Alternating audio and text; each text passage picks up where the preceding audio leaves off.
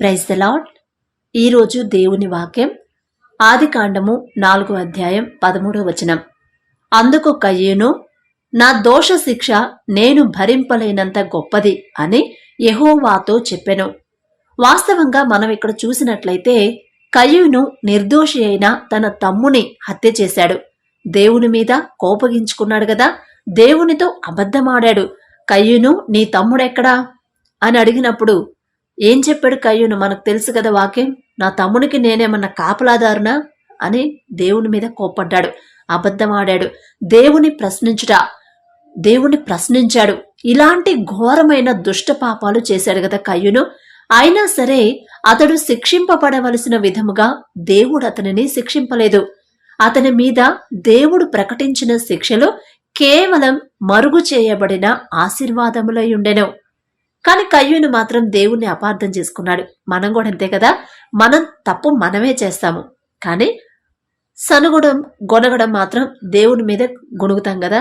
నేను ఇంత కష్టపడి చదువుతున్నాను, అయినా సరే నేను ఎందుకు పాస్ అవ్వట్లేదయ్యా? నేను ఇంత జాగ్రత్తగా రోజు ప్రార్థన చేసుకుంటాను, రోజు బైబిల్ చదువుతాను, అయినా సరే ప్రతి వారం చర్చికి వెళ్తాను, అయినా సరే ఎందుకని? ఎక్కడ ఏ ఆఫీసులో కూడా నాకు ఉద్యోగం రావట్లేదు. నేను చేసిన తప్పేంటి? అసలు నీకు న్యాయం లేదయ్యా. నాకన్నా అసలు వాళ్ళు చర్చికి రారు, ప్రార్థన చేసుకోరు, బైబిల్ చదువుకోరు, ఎప్పుడు పిచ్చి పిచ్చి మాటలు లోకానుసారంగానే జీవిస్తూ ఉంటారు. అయినా సరే వాళ్ళు మంచి మంచి ఉద్యోగాలు చేసుకుంటున్నారు, మంచి స్థితిలో ఉన్నారు. మరి నేనేం పాపం చేశానని అని దేవుని మీద మనం సణుగుతాం. కానీ ఇక్కడ మనం గమనించవలసింది ఏంటంటే, మనం కష్టపడుతున్నాం, కానీ అది ఎంత కష్టపడుతున్నాము అంటే మన సొంత జ్ఞానం మీద మనం ఆధారపడుతున్నావా, దేవుడి మీద ఆధారపడుతున్నావా? నా సొంత జ్ఞానంతోనే నేను సంపాదించుకోవాలి ఉద్యోగం, నేనే పాస్ అవ్వాలి నా సొంత జ్ఞానంతో అని మనం అనుకుంటే మాత్రం అది మనకి శాపమే గాని ఆశీర్వాదం కానే కాదు. ప్రతి చిన్నదానికి కూడా దేవుని మీద ఆధారపడాలని తండ్రి కోరుతున్నాడు. ప్రతి చిన్నదానికి దేవుణ్ణి ఆనుకోవాలి, అందరూ దేవునితో స్నేహం చేయాలని దేవుడు కోరుకుంటున్నాడు. అంత చక్కగా కోరుకుంటున్నప్పుడు మనం మన సొంత కాళ్ళ మీద, నా కాళ్ళ మీద నేను నిలబడాలి, నా సొంత తెలివితో నేను జాబ్ సంపాదించాలి అని అనుకుంటే మాత్రం నువ్వు ఎన్ని ప్రయత్నాలు చేసినా ఉద్యోగం రాదు. ప్రార్థించేటప్పుడే దేవుని దగ్గర తగ్గింపు ప్రార్థన. అందుకే నేను ప్రతిరోజు తగ్గింపు ప్రార్థన అనేది ఖచ్చితంగా పెడుతున్నాను. ఎందుకంటే అది నా సొంతంగా పెట్టింది కాదండి, దేవుని ప్రేరేపణ బట్టే పెడుతున్నాను, కానీ నా సొంత ఆలోచన అయితే కాదు. ప్రతి ఒక్కరూ ఇలా ప్రార్థిస్తే దేవునికి ఎంత ఇష్టం అంటే, నువ్వు ఉద్యోగం కావాలి ఫలానా ఆఫీస్ అని అడగక్కర్లేదు, దేవుడే సిద్ధం చేసి పెడతాడు. అలా కాకుండా నీ సొంత జ్ఞానం మీద నువ్వేమన్నా ఆధారపడుతున్నారేమో. ఒకవేళ మీరెవరన్నా ఈ వాక్యం వింటున్న వాళ్ళు మీ సొంత జ్ఞానం, మీ సొంత తెలివి మీద ఆధారపడుతున్నారేమో ఒక్కసారి చెక్ చేసుకోండి. నేను ఎవరి మీద డిపెండ్ అవుతున్నాను? నా సొంత జ్ఞానం మీద, దేవుని మీద డిపెండ్ అవుతున్నానా? నేను చదివింది కొంచెమే, నాకన్నా తెలివి గల వాళ్ళు ఉద్యోగాలు లేక చాలా మంది ఉన్నారు. ఇంతవరకు కూడా నా అంతవరకు కూడా చదువుకోకుండా ఉన్నవాళ్ళు చాలా మంది ఉన్నారు. కానీ నేను ఇంతవరకు చదువుకున్నాను, ఉద్యోగం సంపాదించేంత చదువు నేను చదవగలిగానంటే అది కేవలం దేవుని కృపే. కానీ ఇంత పైకి వచ్చానంటే అది దేవుని కృపే గానే నా సొంత తెలివి కానే కాదు అని అనుకోండి. ఉద్యోగం కోసం మీరు అడగక్కర్లేదండి, తండ్రే ఏర్పాటు చేస్తాడు. అయ్యా నాకైతే అర్హత లేదు, నాకన్నా తెలివి గల వాళ్ళు ఒకవేళ ఇంకా చదువుకుంటే వాళ్ళు కూడా చదువుకుంటే, చాలా మంది చదువుకోలేని వాళ్ళు పనులకు వెళ్ళే వాళ్ళు ఉన్నారు. ఒకవేళ వాళ్ళని చదివిచ్చే స్తోమత ఉండి వాళ్ళు చదువుకుంటే నాకన్నా మంచి స్థాయిలో ఉండేవాళ్ళేమో. నేను ఇన్ని మార్కులకి నేను ఇంత గర్విస్తున్నాను, కానీ నాకన్నా హై లెవెల్లో ఉండేవాళ్ళేమో. అయినా సరే వాళ్ళని ఆ స్థితిలో ఉంచి నన్ను ఇంతగా చదివించారు. నాకు ఏం కావాలయ్యా? నేను ఏ పాటి వాడినయ్యా? నేను ఏ పాటి దాన్ని? ఈ స్థితి నాకివ్వడానికి, ఎటువంటి అర్హత లేని నాకివ్వడానికి నేను ఏ పాటి దాన్ని అని అడగండి అని దేవునితో చెప్పండి.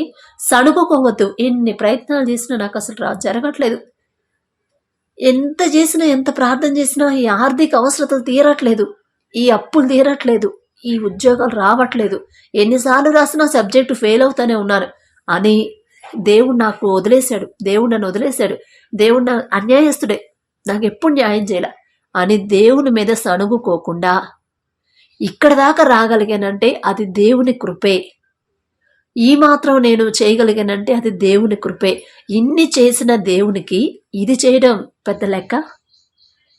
ఇంతవరకు నన్ను తెచ్చిన, ఇంతవరకు నన్ను పోషించిన తండ్రికి ఈ ఆర్థిక సమస్యలు, అప్పులు తీసేయడం ఒక లెక్క కాదు కదా.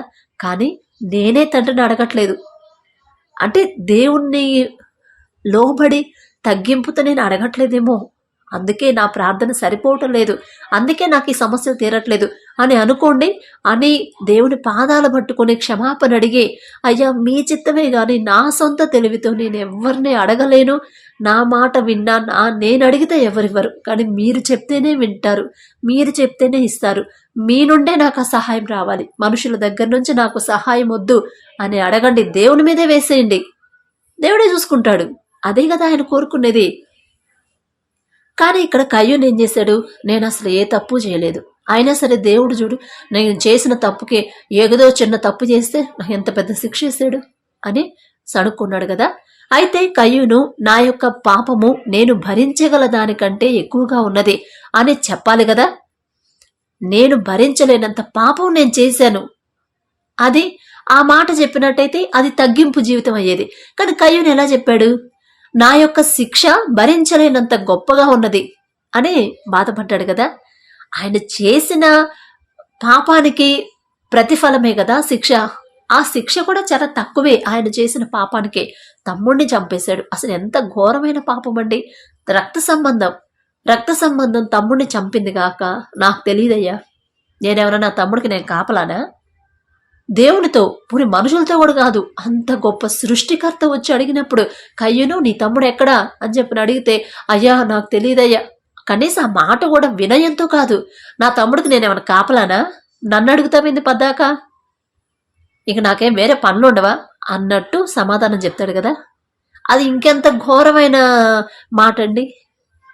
అంత గొప్ప సృష్టికర్త పాపం చేసి తప్పు శిక్ష భరించలేనంత తప్పు చేసింది గాక మళ్ళీ దేవునికి అబద్ధం ఆడడం, మళ్ళీ నేను చేసిన తప్పు చిన్నదే కానీ శిక్ష మాత్రం ఎంత భరించలేనంతగా ఉందని మళ్ళీ దేవుని మీదే సణుగుతా ఉన్నాడు. అలా ఉండకూడదండి. మనం ఒకవేళ మనకి శ్రమలు వచ్చినా, ఒకవేళ మనకి బాధ కలిగినా అది నేనే తప్పు చేసి ఉంటాను దేవునికి వ్యతిరేకంగా, లేదా ఎవరి వల్లనైనా మీరు బాధపడితే ఒకవేళ నేనే తన విషయంలో తప్పు చేశానేమో, నా తప్పే ఉందేమో, అందుకే నన్ను మాటనే అవకాశం తండ్రి ఇచ్చాడు, లేకపోతే ఎందుకంటారు నేనే తెలియక చేశాను, తెలిసి చేశాను, వాళ్ళని బాధ పెట్టుంటేనేమో ఏదో ఒక విషయంలో అని అనుకోండి. క్షమాపణ అడగండి తండ్రిని, అయ్యా నేనే తప్పు చేశానేమో అందుకే నేను ఈ మాటలు పడాల్సి వస్తుంది, ఒకవేళ నాదే తప్పుంటే క్షమించండి, నా తప్పు లేకపోయినా వాళ్ళను క్షమించండి అని ఎదుటి వాళ్ళ గురించి కూడా మనం ప్రార్థిస్తేనే తండ్రికి ఇష్టమైన ప్రార్థన. అయితే కయ్యూను ఏం చేశాడు, అతని ఎడల దేవుడు చూపించిన అసమానమైన సాటి లేని ప్రేమకు బాహాటంగా అవమానం కలిగించాడు కదా. అతని యొక్క సొంత పాపాలే అతనిని ఆ ప్రదేశం నుండి దూరంగా తరిమేసేయగానే దేవుడు తరిమాడండి. దేవుడు చెప్పాడు అసలు కయ్యూను నువ్వు ఇక్కడి నుంచి వెళ్ళిపో అని చెప్పాడా? అతను చేసిన పాపమును బట్టే కదా ఆ శాపం అతని మీదకి వచ్చింది. ఇంతకుముందు తమ్ముడిని చంపకముందు ఏమన్నా దేవుడు చెప్పాడా? దేశదిమరవైపోతావని చెప్పాడా? చెప్పలేదు కదా. ఆయనే శిక్ష వేసుకున్నాడు కదా, దేవుడేం చెప్పలేదు. అయితే అతడు నేడు ఈ ప్రదేశం నుండి నన్ను వెళ్ళగొట్టితివి అని దేవుడే తనను వెళ్ళగొట్టినట్లుగా ఆయన మీదే నేరం మోపాడు. అట్లానే చాలా మంది మనలో కూడా ఇప్పుడు చెప్పాను కదండి, కయ్యూని మాటలే మన నోటికి వస్తాయి, ఆ భాషే మన నోటికి వచ్చింది. నేనే తప్పు చేయలేదమ్మా, ఎప్పుడు నాకు తెలిసి మరి నేనేం తప్పు చేయలేదు, అసలు ఎప్పుడు చేశాను, ఎప్పుడో ఒకసారి ఏదో చిన్నది చేశాను, అప్పటికి అయిపోయింది అంతటితో, నేనేం తప్పు చేయలేదమ్మా, అయినా సరే మరి నాకే ఎందుకు జరుగుతుందో ఇట్లా. నేను ఎవరిని ఒక మాట అనేదాన్ని కాదు, అందరికీ సహాయం చేశాను, కానీ నేనెప్పుడు ఎవరిని అవమానకరంగా నేనెప్పుడే మాట్లాడలేదు, అయినా సరే నాకే అవమానాలన్నీ నాకే వస్తున్నాయి అని మనల్ని మనం సమర్థించుకుంటాము. మరి దేవుడు ఎందుకనో ఇలాంటి పరిస్థితులే ఇచ్చాడు నాకు. అయినా దేవుడికి న్యాయం లేదులే. ఎట్టబడితే అట్ట ఉండే వాళ్ళకి ఎంత సంతోషంగా బాగానే ఉంటున్నారు, దాని సమృద్ధిగా సంపాదించుకుంటూ హాయిగా సంతోషంగా ఉంటున్నారు. మరి నీతిమంతులుగా ఉన్న మరి మాకేందో ఈ బాధలేందో ఈ కష్టాలేందో అని మనల్ని మనం సమర్థించుకుంటాం. మనం చేసే తప్పులు మనకి గుర్తురావు, కనపడవు కదా అసలు. చిన్నదైనా పెద్దదైనా తప్పు తప్పే, తప్పుకి శిక్షే. క్షమాపణ అడిగితే రెండో తప్పు చేయకుండా దేవుడు చూసుకుంటాడేమో కానీ చేసిన తప్పుకు మాత్రం అది చిన్నదైనా పెద్దదైనా శిక్ష మాత్రం పడాల్సిందే. అయితే ఇదే విషయాన్ని మనం రాజైన దావీదు విషయంలో మనం చూసామంటే దావీదు దేవుని దండన స్వీకరించాడు కదా. దావీదు చేసిన పాపమునకు ప్రవక్త దేవుని యొక్క న్యాయ తీర్పును ప్రకటించినప్పుడు అతడు దేవుని సన్నిధిలో తనను తాను అధికముగా తగ్గించుకున్నాడు.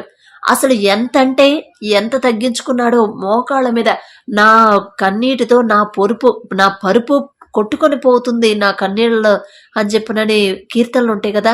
తనకు కలిగిన శిక్ష అంగీకరించాడు. ఇది నాకు రావాల్సిందేనయ్యా, నేనెంత ఘోరమైన పాపం చేశాను కాబట్టే నాకు ఈ శిక్ష వచ్చింది అని కీర్తనల్లో మనం చాలా చోట్ల చదువుతాం కదా. నా పాపం ఎల్లప్పుడూ నా ఎదుటనున్నది, కేవలము నీకే విరోధముగా నేను పాపము చేసి ఉన్నాను. నీ దృష్టి ఎదుట నేను చెడుతనము చేసి ఉన్నాను అని ఎంతో ఏడ్చాడట దావీదు. ఒక్కటే తప్పు చేస్తాడు దావీదు జీవితంలో, అది కూడా కాస్త పెద్ద తప్పే, భయంకరమైన తప్పే. ఎందుకంటే చేసే ఒక తప్పు కోసం దాన్ని కప్పిపుచ్చడానికి ఇంకో తప్పు చేస్తాడు కదా. అది కానీ నేను చేశానయ్యా, నేనే చేశాను, అది మీరు చూస్తున్నారు, మీరు నన్ను గమనిస్తున్నారని తెలిసి కూడా నేను చేశాను, అందుకని ఈ శిక్ష నాకు తగినదే, క్షమించయ్యా అని ఎన్నిసార్లు అసలు ఏడుస్తాడు. ఏడ్చి చాలాసార్లు కీర్తనలు 51లో మనం చదువుకుంటాం. ఇంకో సమయంలో అతడు దేవునితో ఇలా అంటాడు, పాపము చేసిన వాడను నేనే, దుర్మార్గముగా ప్రవర్తించిన వాడను నేనేనయ్యా, పాపం చేసింది నేనే, ఆ దుర్మార్గుడిని నేనే, నా అంత దుర్మార్గుడు ఇంకెక్కడా ఉండడయ్యా. ఇంత ఎక్కడో గొర్రెల కాపరిగా ఉన్న నన్ను ఇంత పెద్ద రాజుని చేసి ఇన్ని విజయాలు, ఎక్కడికి వెళ్ళిన శత్రువుల మీద విజయం నాకు ఇచ్చి ఇంతగా నన్ను హెచ్చిస్తే దుర్మార్గుడిగా నేను ప్రవర్తించాను. పాపం చేసింది గాక దుర్మార్గంగా ఆమె భర్తను కూడా నేను చంపించాను. ఎంత దుర్మార్గుడునయ్యా, నేనే దుర్మార్గుడిని, నేను మనిషిని కాదయ్యా, అసలు నేనే ఈ భూమి మీద లేకుండా ఉంటే బాగుండు. అసలు ఏమేడ్చాడో పశ్చాత్తాపం. అసలు మనలో ఈ రోజుల్లో ఎవరైనా అలా ఉన్నారండి?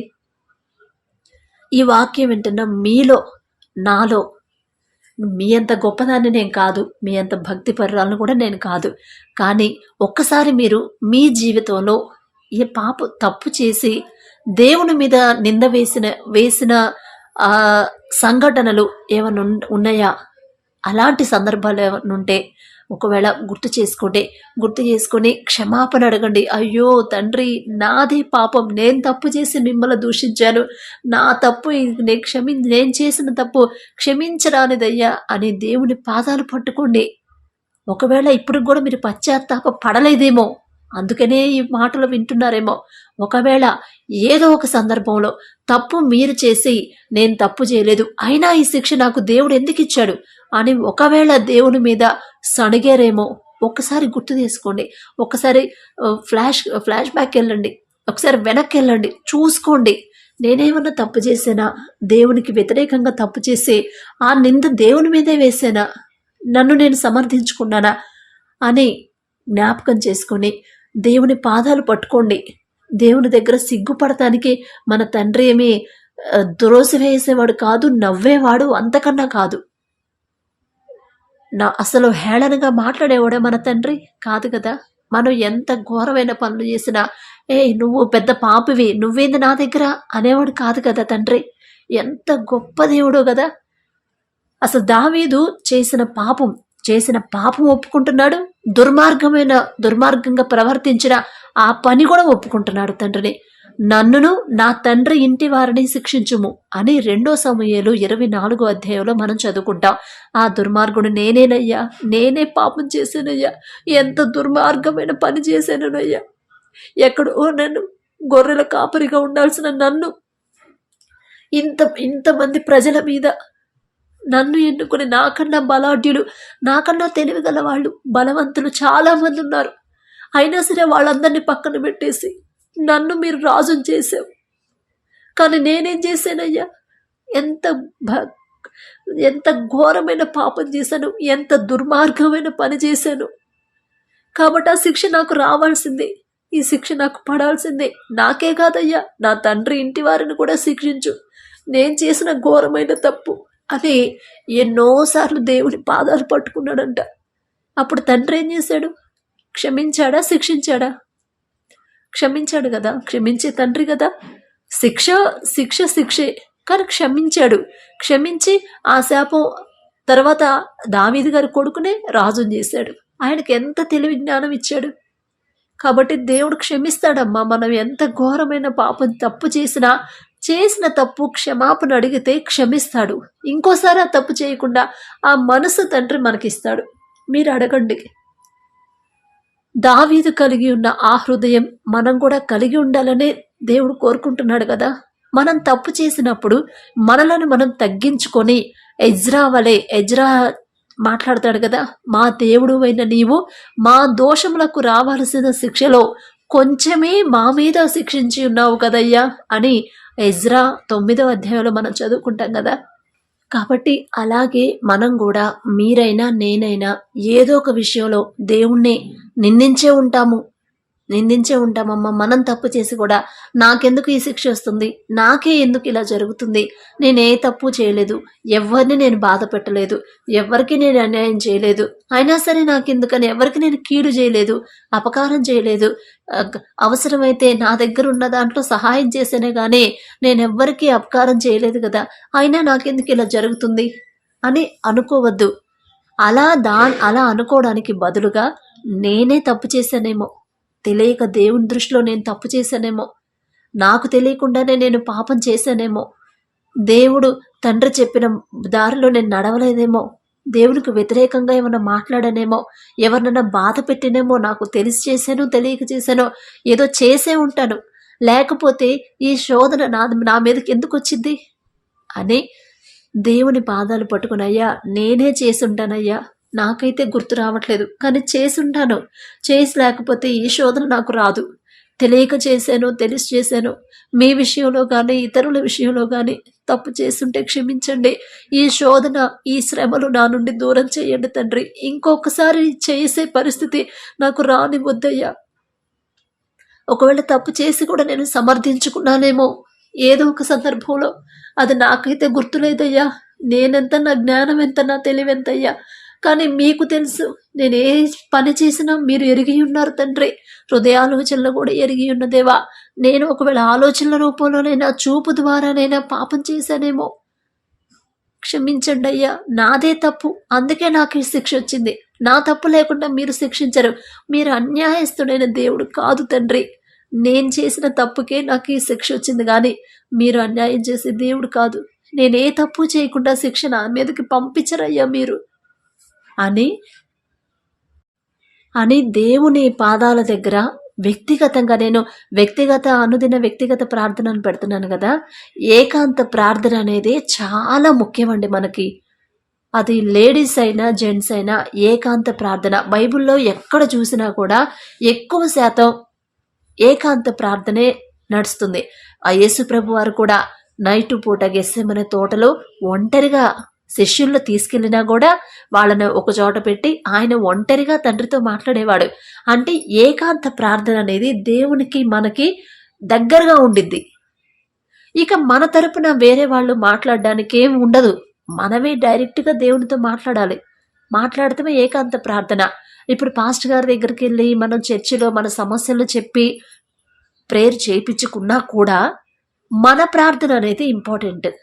ఎందుకంటే పాస్టర్ గారోళ్ళకి చాలా సమస్యలు, ఇప్పుడు చాలా మంది సంఘస్థులు ఉంటారు. వాళ్ళందరూ అయ్యా మా ఇంట్లో ఈ సమస్య ఉంది, అయ్యా మాకు ఆ సమస్య ఉంది, ఇదిగో మా బాబుకి జాబ్ లేదు, మా కూతురికి బిడ్డలు లేరయ్యా, పెళ్ళి 5 సంవత్సరాలు అయింది, చాలా సమస్యలు వాళ్ళకి ప్రార్థనకి వస్తాయి. అన్నిటి గురించి అంత భారంగా ప్రార్థించాలంటే ఒక్కోసారి వాళ్ళకి సమయం ఉండొచ్చు, ఉండకపోవచ్చు, కానీ చేస్తారు. కానీ మనకు అవసరతలు, మనకు ఎలాంటి అవసరతలు, ఈ సమస్య నాకు బాగా శోధిస్తుంది, ఈ సమస్య పోవాలి. ఇప్పుడు గర్భఫలమే లేదనుకోండి, ఫర్ ఎగ్జాంపుల్ మీకు బిడ్డలు లేరు, అందరికీ మీతో పాటు పెళ్ళైన వాళ్ళందరికీ బిడ్డలు ఉన్నారు, మీకు లేరు. కానీ అది ఇప్పుడు పాస్టర్ గారికి చెప్తే ఆయన చేస్తారు. అయ్యా ప్రభా, మరి బిడ్డకి గర్భాన్ని తెరవండి, గర్భఫలాన్ని ఇవ్వండి, హన్నాకి గర్భఫలాన్ని దయచేసిందేవా, ఈ బిడ్డకు కూడా గర్భఫలాన్ని దయచేయండి అయ్యా అని ప్రార్థిస్తారు. కానీ అలా చెప్తే మేబీ కార్యం జరగవచ్చు, కానీ కొంత సమయం పట్టిద్ది. అలా కాకుండా అలా చేపించుకోండి. తర్వాత మీరు ఇంటికి వచ్చిన తర్వాత, అందరూ పడుకున్న తర్వాత మీరు ఏకాంతంగా కూర్చొని, ఎవ్వరూ లేని ప్లేస్లో కూర్చొని దేవునితో ముఖాముఖిగా మాట్లాడేటట్టు, అయ్యా నలుగురు నాతో పాటు మా పెళ్ళైన వాళ్ళందరికీ గర్భఫలాలు వచ్చాయి, బిడ్డలు ఇచ్చావు, కానీ నాకు లేదు. ఒకవేళ అది నా తప్పేనేమో, నేనేమన్నా మీకు వ్యతిరేకంగా తప్పు చేశానేమో, అందుకనే నా గర్భఫలం రాకుండా ఆపేరేమో, క్షమించయ్యా. తెలియక నేనేమన్నా మీ దృష్టిలోనైనా, నా చుట్టుపక్కల వాళ్ళతోనైనా దురుసుగా ప్రవర్తించిన, వాళ్ళకి వ్యతిరేకంగా మాట్లాడిన, ఎవరినైనా నా మాటలతో బాధ పెట్టానేమో, అందుకే నాకు ఈ గర్భశోకం అనే గర్భఫలం కలగలేదు అని మీరు అడగండి. కన్నీటితో అడగండి. ఎందుకంటే బిడ్డలు లేకపోతే ఆ బాధ ఎలా ఉండిందో ఆ బాధ భరించే వాళ్ళకే తెలిసిద్దండి. మనకి ఉన్నవాళ్ళు పెద్దగా చెప్పలేరు, తేలిగ్గానే చెప్తారు, కానీ ఆ పరిస్థితిలో ఉన్న వాళ్ళకి తెలుసు అది ఎంత భయంకరమైన బాధో. కాబట్టి మీ సమస్య, ఎవరి సమస్య వాళ్ళకే పెద్దది, చాలా పెద్దది మన సమస్య. ఆ సమస్యను బట్టి మనం, అంత పెద్ద సమస్య మన కంటికి, ఇప్పుడు నాకు వచ్చిన సమస్య నాకు పెద్దది, నా సమస్య ఎదుటి వాళ్ళకి ఎలా ఉండిద్ది, చిన్నదిలాగా ఉండిద్ది. అదే సమస్య, అదే ఒక సమస్యనా, అదెంత సమస్యలైతే అలా ఉండిద్ది, కానీ అది భరించే వాళ్ళకే తెలిసిద్ది కదా. కాబట్టి ఏకాంతంగా కూర్చొని దేవుడి పాదాలు పట్టుకొని మీరు ఏడవండి చాలు. ఇక మీరు ఏం అడగక్కర్లేదు. పోనీ నాకు ప్రార్థించడం రావట్లేదు, ఎలా క్షమాపణ అడగాలో కూడా నాకు తెలియట్లేదు సిస్టర్ అన్నారనుకోండి, మీరు ఏం చేయొద్దు, వెళ్ళి కూర్చోండి మౌనంగా, కన్నీరు కార్చండి మీ హృదయాన్ని. ఇక అసలు ఏడుపు ఎట్లా ఏడవాలంటే, మనం ఏడ్చే ప్రతి కన్నీటికి కూడా అక్కడ దేవుని దగ్గర విలువ ఉండిద్ది కదా. ప్రతి కన్నీరు కూడా, కన్నీటి బొట్టు దాచిపెడతారని కీర్తనల గ్రంథంలో మనం చదువుకుంటాం కదా. మనం కార్చే ప్రతి కన్నీరుకి ఒక విలువ ఉండిద్దండి. కన్నీరు కార్చండి, ఈ నైటే కూర్చోండి. బిడ్డలు లేనోళ్ళు, ఒకవేళ మీలో చాలామంది ఎవరికన్నా బిడ్డలు లేకపోతే, నేను ప్రార్థన చేసినా, ఇప్పుడు నా అవసరం వేరు, మీ అవసరం వేరు. నా సమస్య కోసం నేను గట్టిగా ప్రార్థన చేస్తాను, కానీ మీ సమస్య గురించి కూడా నేను ఎక్కువ చేయాలంటే ఒక్కసారి చేయగలను, చేయలేకపోవచ్చు, కానీ మీరే చేసుకోగలరు. ఇది మీ మీదే ఆధారపడి ఉంటుంది. ఒకళ్ళ మీద ఆధారపడొద్దు, దేవుడి మీదే ఆధారపడండి. ఫలానా వాళ్ళు చేస్తే నా సమస్య పోయిద్ది అనేది వద్దండి. నేను అడగాలి, నా తండ్రికి నేను అడగాలి, అడిగే అర్హత నాకు లేదు తండ్రిని, అయినా సరే అడుగుతాను, జాలిగల తండ్రి కదా, నా ప్రార్థన కూడా వింటాడు అని తగ్గింపుతో మీకున్న సమస్యని తండ్రి పాదాల దగ్గర పెట్టండి. మీరే చూస్తారండి కార్యాలు, దేవుని కార్యాలు ఎలా ఉంటాయో. తెలిసి చేశాను, తెలియక చేశాను, తప్పు చేసి ఉంటానయ్యా, అందుకే నాకు ఈ పరిస్థితి అని అడగండి. తగ్గింపు ప్రార్థన చాలా ఇంపార్టెంట్ అండి, చాలా చాలా ఇంపార్టెంట్. వ్యక్తిగత ప్రార్థన, సంఘం కూడుకున్నప్పుడు చేసే ప్రార్థన వేరు, కానీ వ్యక్తిగతంగా మనకంటూ ప్రార్థన ఉండాలి. వ్యక్తిగతంగా మనం దేవుడికి దగ్గర అవ్వాలి. దేవుడితో ఫ్రెండ్షిప్ చేయాలంటే వ్యక్తిగత ప్రార్థనే, ఏకాంత ప్రార్థనే ముఖ్యం. అప్పుడు ఏంటంటే, మనం ఇప్పుడు నలుగురిలో ఉన్నప్పుడు కొన్ని సమస్యలు చెప్పలేం, కానీ ఒంటరిగా ఉన్నప్పుడు ప్రతి చిన్న సమస్య కూడా చెప్పగలం, చెప్పేస్తాం తండ్రికి. ఇప్పుడు మన నాన్నకి మనం ఎలా చెప్తామో అలానే కదా తండ్రికి. అలా అని తండ్రి పాదాల దగ్గర కూర్చొని, అయ్యా నువ్వు తప్ప నాకెవరు లేరు, మీరిస్తేనే నేను పొందుకోగలను, మనుషుల మీద నేను ఆధారపడనివ్వద్దు, మనుషులను నమ్ముకున్నట్టు కంటే మిమ్మల్ని ఆశ్రయించడం మేలన్నారు. అదే ప్రభా, నాకైతే అర్హత లేదు, మిమ్మల్ని అడిగే అర్హత, మీ నుండి పొందుకునే అర్హత కూడా నాకు లేదు. అయినా అడుగుచున్నానయ్యా, ఈ దీనురాలి ప్రార్థన ఆలకించండి. నేనెంత, నా బ్రతుకెంత, నా ప్రార్థన వినడానికి నాకు అర్హత కూడా నాకు లేదు ప్రభా. అయినా అడుగుచున్నాను. నేను ఒకవేళ తెలియక ఎవరినైనా బాధ పెట్టినా, మీకు వ్యతిరేకంగా బాధ పెట్టినా క్షమించండి తండ్రి. మీకు వ్యతిరేకంగా పాపం చేసినా క్షమించండి. ఈ పాపం నా నుంచి తీసివేయండి ప్రభా. ఈ సమస్య నా నుంచి తీసివేయండి. మీరిస్తేనే గర్భఫలాన్ని పొందుకుంటానయ్యా. ఏ డాక్టరు నాకొద్దు, ఎక్కడ నాకొద్దు తండ్రి. అది మీ నుంచే నాకు రావాలి, కానీ మనుషుల ద్వారా నాకు వద్దే వద్దు తండ్రి అని మీరు అడగండి అమ్మా. తప్పకుండా తండ్రి ఇస్తాడు.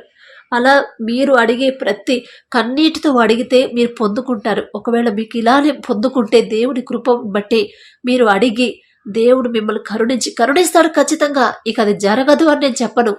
మీరు మనస్ఫూర్తిగా దేవుని పాదాల దగ్గర కూర్చొని, మీరు తప్పు చేసినా చేయకపోయినా తగ్గింపు ప్రార్థన మీరు చెయ్యండి. ఖచ్చితంగా చేస్తాడు తండ్రి. ఇది మాత్రం పక్కా జరిగిద్ది. మీ జీవితంలో కార్యాలు జరుగుతాయి, మీరే నాకు చెప్తారు. కొంతమంది మెసేజ్లు పెడుతున్నారు కదా, భర్త పాపం ఆమె హస్బెండ్కి హెల్త్ బాగాలేదంట.